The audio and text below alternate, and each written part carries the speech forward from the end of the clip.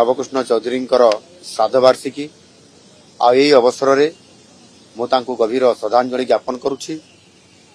जड़े महान जननायक भावे ओडिशार प्रगति एवं संस्कार मूलक भूमि आईन एवं प्राथमिक शिक्षा को गुरुत्व देवा, कृषि को गुरुत्व देवा एवं सर्वोपरि ओडिशार भाषा ओडिया भाषा को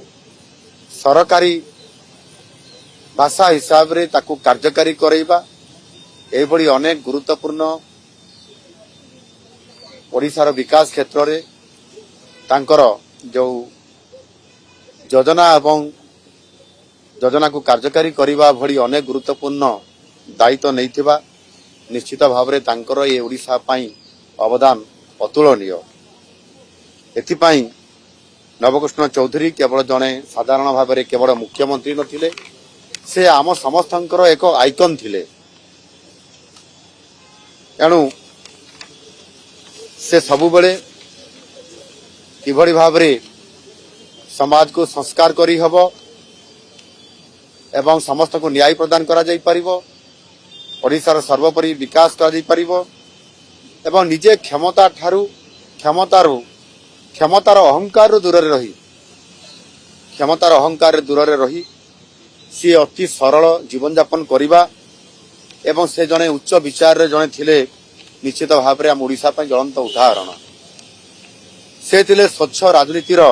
प्रतीक एवं पंचायत राज व्यवस्था को मध्य संस्कार आनिबा सुधारिबा एवं ताहा माध्यम रे जनकल्याण काम को त्वरान्वित करैबा को बड़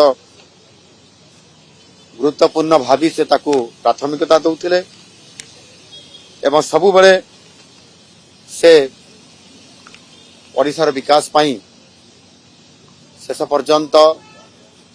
से काम करुथिले। आजिर एई श्रद्धांजलि अवसर रे निश्चित भाव रे तांकर ए ओडिशा को समृद्ध करिबा, विकसित करिबा तथा आधुनिक ओडिशा गठन करिवार जो भूमिका थिला ताकू साकार करिबा पई आमे समस्ते आम सरकार एवं ओडिशार समस्त जनसाधारण एक टीम हिसाब रे टीम ओडिशा हिसाब रे काम करिबा पई आज